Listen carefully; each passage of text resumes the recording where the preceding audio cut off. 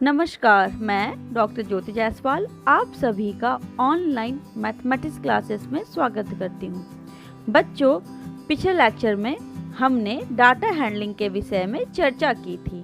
हमने देखा था कि टैली मार्क्स की सहायता से हम आंकड़ों को तालिका में व्यवस्थित करते हैं। तो अपने चैप्टर को हम आगे बढ़ाते हुए नेक्स्ट टॉपिक पे चलते हैं, जो है बारंवारता बंटन सारणी, फ्रीक्वेंसी डिस्ट्रीब्यूशन टेबल या फ्रीक्वेंसी टेबल कहते हैं। ठीक है, अगर आपने अभी तक मेरा चैनल सब्सक्राइब नहीं किया है तो प्लीज़ इसे सब्सक्राइब करें और बेल आइकन को प्रेस करना ना भूलें, ताकि जैसे ही मैं अपना वीडियो अपलोड करूं नोटिफिकेशन सबसे पहले आप तक पहुंचे। तो चलिए बच्चों, स्टार्ट करते हैं बारंवारता से। बारंवारता है क्या? ठीक है, तो बारंवारता की परिभाषा है, बारंवारता वह संख्या है जिससे यह पता चलता है कि आंकड़ों में कोई संख्या विशेष कितनी बार दोहराई गई है। सीधा सा मतलब है इसका कि आंकड़ों में कोई संख्या कितनी बार रिपीट की जाती है। वो जितनी बार रिपीट की जाएगी वो रिपीटेशन ही उनका बारंवारता है, फ्रीक्वेंसी है। ठीक है, उदाहरण के तौर पे कक्षा 6 के 10 छात्रों के गणित विषय के टेस्ट के अंक नीचे लिखे गए हैं, निम्नलिखित हैं। यहाँ पे देखिए आंकड़े हैं आपके सामने और ये आरोही क्रम में व्यवस्थित किए गए हैं। ठीक है बच्चों, तो आप देख के बताइए कि 4, यहाँ पे 4 कितनी बार आया है। ये जो 4 है वो कितनी बार आया है बच्चों? यहाँ पे देखिए 1 बार आया है। 5 कितनी बार आया है? 5, 1 और 2, यानी इसकी रिपीटेशन 2 बार हुई है। 6 कितनी बार आया है? 6 1 बार आया है। 7 कितनी बार आए हैं? देखिए काउंट कीजिए, 1 2 3 4, यानी 4 बार आया है। 8 1 बार आया है और 9 भी 1 बार आया है। तो यहाँ पे देखने से क्या पता चल रहा है कि 4 1 बार आया है, तो 1 जो है 4 की फ्रीक्वेंसी है। ठीक है, 4 की फ्रीक्वेंसी कितनी है? 1। इसी प्रकार 9 की फ्रीक्वेंसी कितनी है? 1। और 8 की फ्रीक्वेंसी कितनी है? 1, क्योंकि ये एक ही बार इस डाटा में आए हैं। और 6 की फ्रीक्वेंसी भी 1 है। 5 1 और 2 बार आया है, तो 5 2 बार रिपीट हुआ है, इसीलिए 5 की फ्रीक्वेंसी कितनी है? 2। 7 कितनी बार रिपीट हुआ? 1 2 3 4, तो 7 की फ्रीक्वेंसी कितनी हुई बच्चों? 4। तो सबसे ज्यादा रिपीट कौन सी संख्या हुई है? 7। क्यों? क्योंकि इसकी फ्रीक्वेंसी 4 है। तो इस प्रकार हम देखते हैं जिसकी फ्रीक्वेंसी बारंवारता सबसे ज्यादा होती है वह संख्या सबसे ज्यादा बार दोहराई जाती है या रिपीट की जाती है। ठीक है बच्चों, रिपीटेशन का ही मतलब होता है बारंवारता की कोई संख्या कितनी बार दोहराई गई है। तो यहाँ टेबल देख के आपको आसानी समझ में आ गया होगा कि यहाँ पे सबसे ज्यादा बारंवारता जो है वो 7 की है। 7 की बारंवारता कितनी है? 4, जो सबसे अधिक है। ठीक है, तो चलिए फ्रीक्वेंसी के बारे में तो हमने पता कर लिया। अब बात करते हैं बारंवारता बंटन सारणी, फ्रीक्वेंसी डिस्ट्रीब्यूशन टेबल, जिसे हम फ्रीक्वेंसी टेबल भी कहते हैं। तो इसकी परिभाषा क्या है?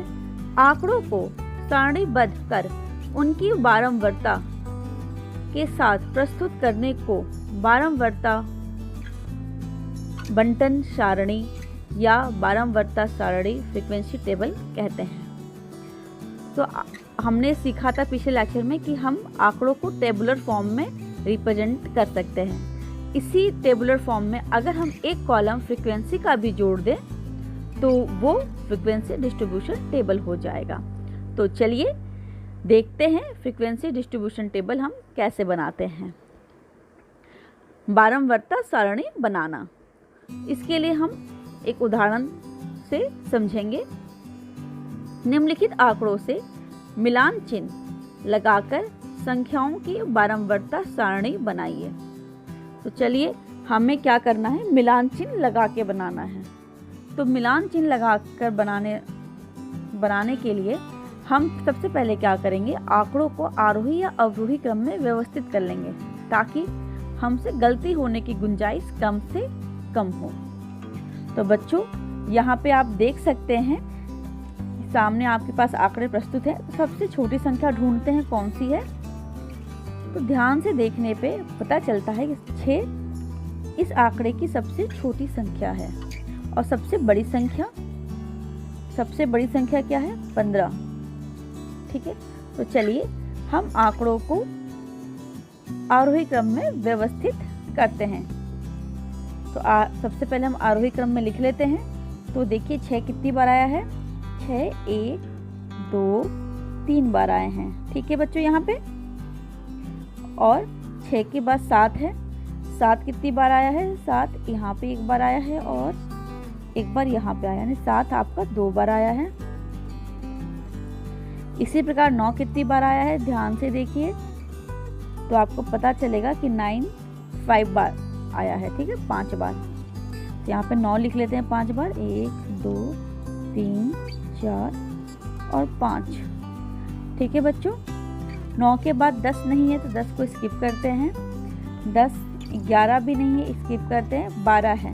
तो 12 ध्यान से देखिए कितनी बार आया है, 1 2 3। तो 12 यहाँ पे 3 बार आया है, 1 2 3। ठीक है, 12 के बाद आपका क्या आया है, 14। 14 कितनी बार आया है, 1 2 3 4। 14 हमारे पास 4 बार आया है, 1 2 3 4। अब 15 कितनी बार आया है बच्चों, 1 2 और ये राउंड 3। 15 हमारे पास 3 बार आया है। इस तरह से हम देखते हैं कि कौन सी संख्या कितनी बार आई है। ठीक है, अब हम इसे आरोही क्रम में व्यवस्थित कर चुके हैं। तो आगे हम इनको टैली मार्क्स की सहायता से टेबुलर फॉर्म में या सारणी के रूप में लिखेंगे। तो चलिए देखते हैं टेबुलर फॉर्म। यहाँ देखिए हमने यहाँ पे 3 कॉलम बनाए हुए हैं। तो पहले कॉलम में हमने यहाँ संख्या लिखी हुई है, दूसरे कॉलम में हमने टैली मार्क्स और तीसरे कॉलम में हमने बारंबारता यानी फ्रीक्वेंसी लिखी हुई है। ठीक है, हमने अभी देखा कि डाटा में 6 जो है वो 3 बार आया है। तो 3 बार के लिए हम टैली मार्क्स कैसे लगाते हैं, 3 लाइन खींचते हैं, 1 2 3, यहाँ 3 लाइन खींची हुई है, इसलिए 6 की बारंबारता कितनी हो गई, 3। हमने देखा डाटा में 7 जो है वो 2 बार आया है, तो 7 की फ्रीक्वेंसी कितनी हो गई, 2। और टैली मार्क्स 2 लाइन लगा के खींच देते हैं। ठीक है, 9 5 बार आया है, इसलिए टैली मार्क्स में 5 हम इस प्रकार डिनोट करते हैं कि 1 2 3 4 लाइन खींची और 5वीं लाइन को तिरछा काट देते हैं हम। ठीक है, तो इसकी बारंबारता कितनी हो गई, 5। 12 कितनी बार आया था, 12 3 बार आया है, तो 3 लाइन हमने खींची और 12 की बारंबारता हो गई 3। 14 कितनी बार आया है, 14 आपके पास 4 बार आया है, इसलिए हमने इनकी 4 लाइन खींची है और इसकी बारंबारता हो गई 4। 15 3 बार आया है, तो टैली मार्क्स में हमने 3 लाइन खींची है और इसकी बारंबारता होगी हमारे पास 3।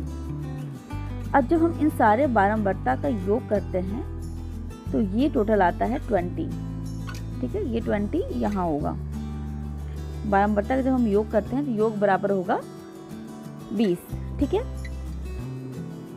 योग जब 20 आता है तो इसका मतलब ये हुआ कि आंकड़ों में हमें जो नंबरों की संख्या थी, आंकड़ों की संख्या वो 20 थी।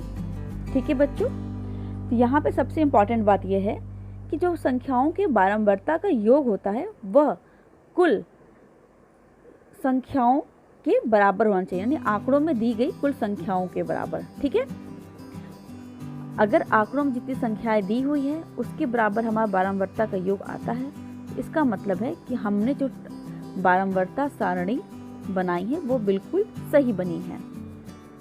ठीक है बच्चों, तो आशा करती हूँ कि आपको ये समझ में आ गया होगा।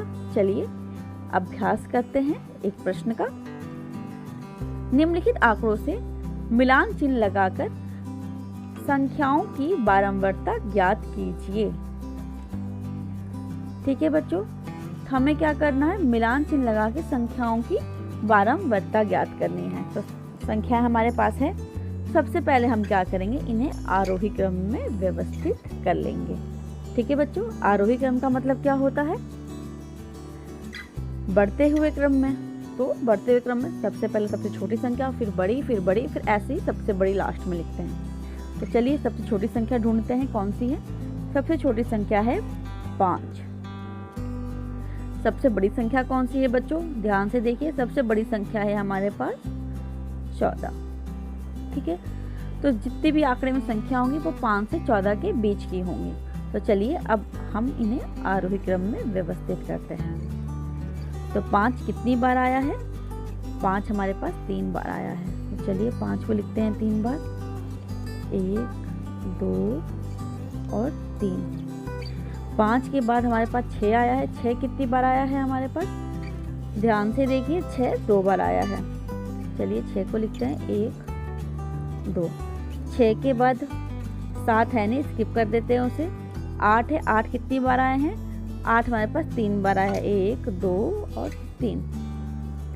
1, 2 और 3।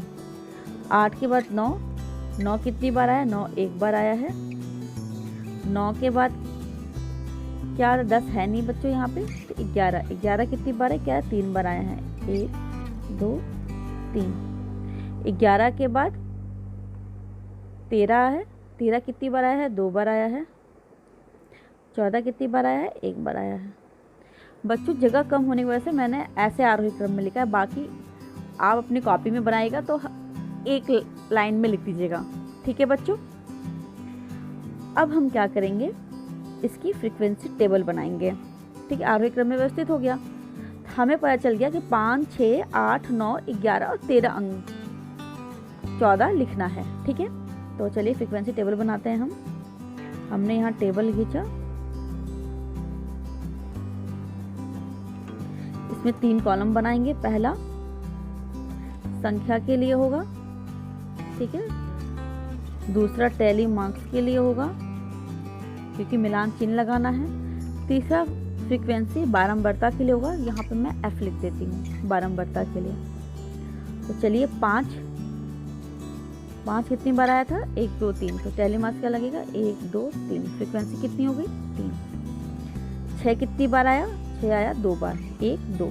टैली मार्क्स लगेगा 2, यहाँ पे हो गया। ठीक है, 8 कितनी बार आया, 8 आया 1, 2, 3 बार, 8 यहाँ लिख देंगे। टैली मार्क्स लिखेंगे 1, 2, 3। 8 आ गया हमारे पास 3 बार। 9 कितनी बार आया, 9 1 बार आया, यहाँ पे 1 लिख देंगे। 11 कितनी बार आया, 11 हमारे पास 3 बार आया, 1, 2, 3। 11 यहाँ पे हम 3 लिख देंगे। 13 कितनी बार आया, 13 हमारे पास आया 2 बार, 1, 2, 2 लिख देंगे। 14 कितनी बार आया, 14 हमारे पास आया 1 बार, यहाँ पे 1 लिख देंगे। ठीक है बच्चों, अब नीचे हम यहाँ पे योग करते हैं। ठीक है बच्चों, यहाँ मेरे पास जगह कम है तो आप अपने कॉपी में नीचे कॉलम बना के यहाँ पे योग करेंगे, जैसा कि आपने देखा था। ठीक है, अपने उदाहरण में मैंने बताया था।